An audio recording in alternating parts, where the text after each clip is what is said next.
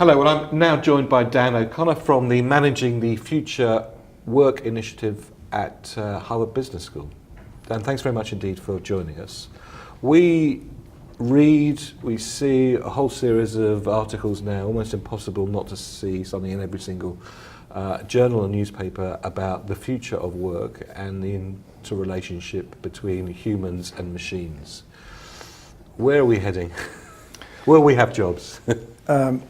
It's a wonderful question that has, I think, on some level, wonderful outcomes for many people.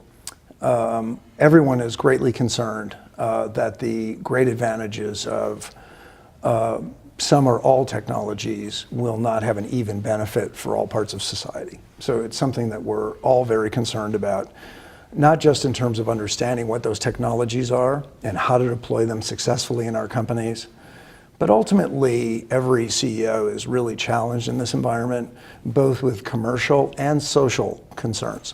I think we all have both concerns. You know, how do we do this in an appropriate way? Let's deal with that in its chunks. Firstly, though, I presume this is unstoppable. We are fast forwarding into the future, but not quite knowing what it's going to bring us. I think 10 minutes at MIT, you would quickly conclude that this is pretty unstoppable. And whether it's in the life sciences space or whether it's in the robotics space, automation in general, in the whole world of the algorithmic economy, as I'll simply refer to it, because that obviously is a continuum of capability. I think all of these are evolving at different speeds, but the commonality is it's accelerating tremendously over the last 2 or 3 years. And things like household robots have very low penetration today, but I believe we all know that the world of companion robots, yes, for example, is going to be something you'll buy at a Walmart store in the next coming years. So the answer really is this is an evolution that everybody has to deal with from a government policy point of view, from a CEO board point of view, and candidly at the individual. We all have to individually take on accountability for our careers. Unlike perhaps our generation, David, I think in the world ahead, people are going to be challenged to re-skill themselves several different times, especially as life expectancy increases. At my current age, I'd probably be on career number 3, planning for number 4 in the generation ahead. So it's going to be that's the challenge at the individual level and at a policy level and at a commercial level. Now, one of the themes we've been hearing at the conference the last few days is just the acceleration of speed. Mm-hmm. Through the different industrial revolutions, technology revolutions, mm-hmm, we've been through over the course of the mm-hmm, last few hundred years, there's been a relatively long period of time within each evolution to adjust. Mm-hmm. The thing that worries me about this evolution is just the speed in which it's going to happen and the extent to which probably government policy is not really, haven't really got to grips with the profound impact that might have. Speed to scale has shortened.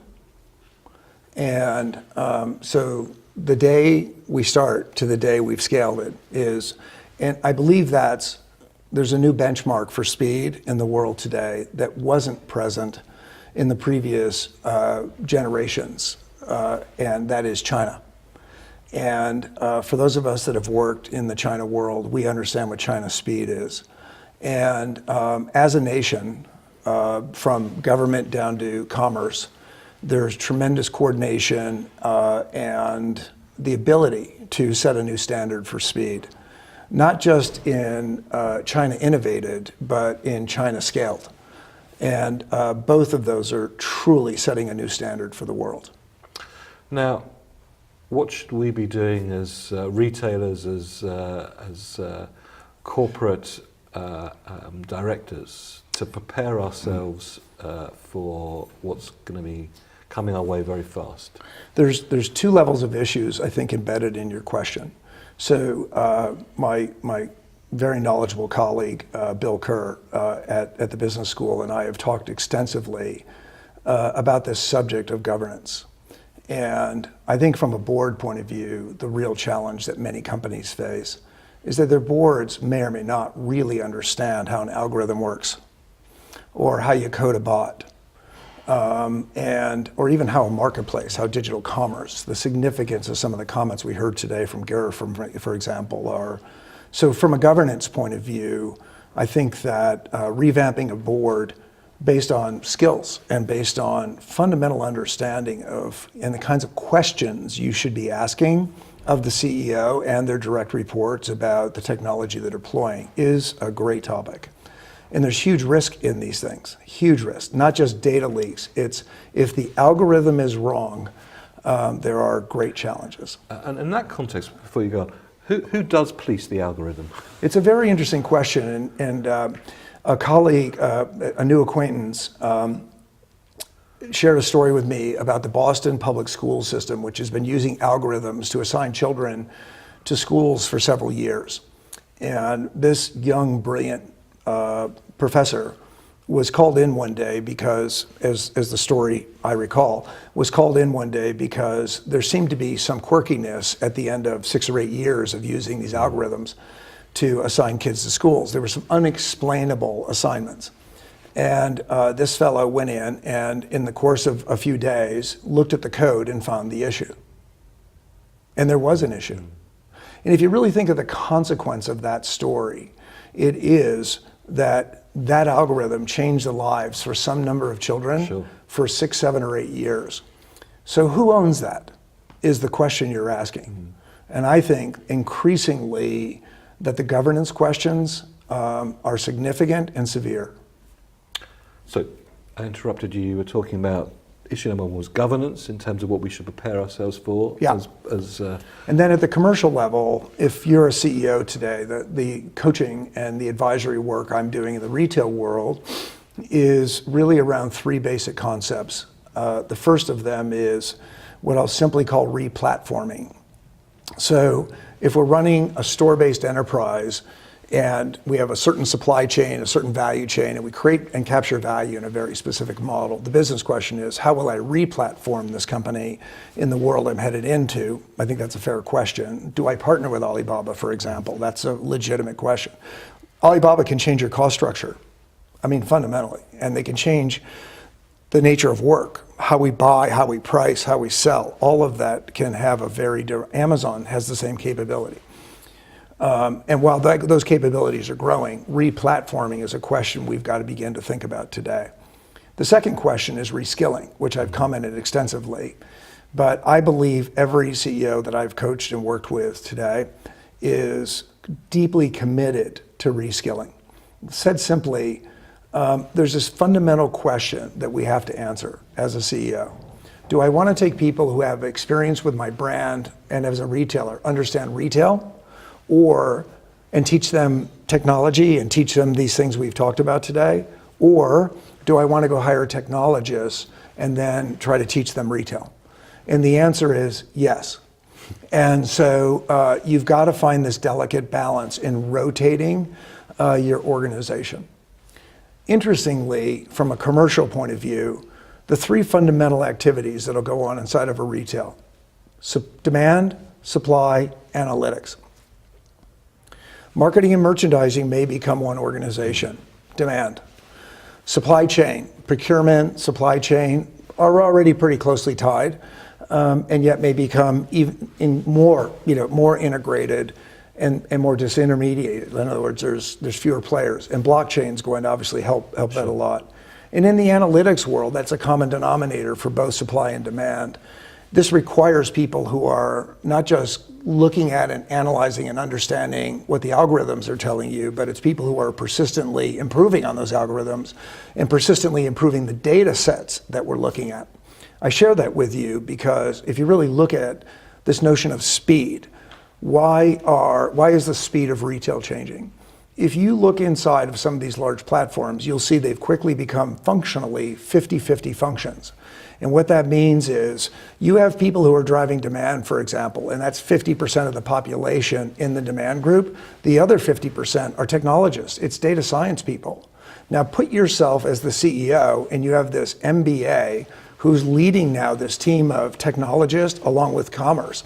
They tend to be good at one or the other. So reskilling isn't just reskilling yourself and the worker. It's really learning how to teach frontline management, how to run a 50-50 organization. Do you not think there's going to be a very interesting combination of skills? Absolutely. A merchant working with a fantastic analyst, put those two together. Absolutely. There's precedent today. Look, there's no merchandising team that doesn't have a finance person, doesn't have It's a different category analyst. It's a different type of... It's a very different type of yeah. analyst, and they're actually writing code, Yes. or they're pulling code, Exactly. or they're speaking code. And they're doing this in real time. Both of them working Exactly. together in real time. I'm driving demand. I got to Yes. build campaigns today, and they're running funnels. So I'm an investor in a company on the West Coast called Science, where they're building this demand model, and they're just running funnels all the time. They can build an audience for half the cost of a traditional media organization. Richard Liu, the CEO and founder of JD.com, was talking to me yesterday, and he was saying that in the future he thinks he's going to employ less people, but actually it won't be the fact that there'll be less jobs, but the fact that there'll be less boring jobs. What's your take on that? Is to really think about what the policies are that will help every society gate this. And if an employer, for example, has the ability to do a reduction in force simply through automation, and they do persistent reduction in force, you'll find our communities are going to be changing pretty dramatically, not just an individual household, but communities, entire communities. And the whole role of who's going to help that person reskill themselves. And I would like to think that there's a greater responsibility among employers to help reskill people, even if they're not going to be with you in the future. Well, I hope that's true, because I don't see governments Governments fulfilling that role. are complicated, and yeah, I think it's going to be a very. This is candidly. There is a group here in Europe that I've been working with that represents and works with the European Parliament in terms of trying to influence these kind of questions. And I think they are taking a early and appropriate stance on the discussion. I'm trying to help shape that with them so that we get to what I hope is a fair and balanced approach. But I don't think any of us have a firm conviction as to what particular solution. You can't regulate some of this, but maybe it can become the social norm, the social expectation. That certain conditions for people that are moving through their careers and perhaps outside your organization but to a new career, there's some kind of a transitional approach that we can be thinking about. I know this is a complicated subject because no one wants to spend money on things that don't necessarily show up in earnings. Well, Rob, this has been absolutely fascinating. Yeah, thank you.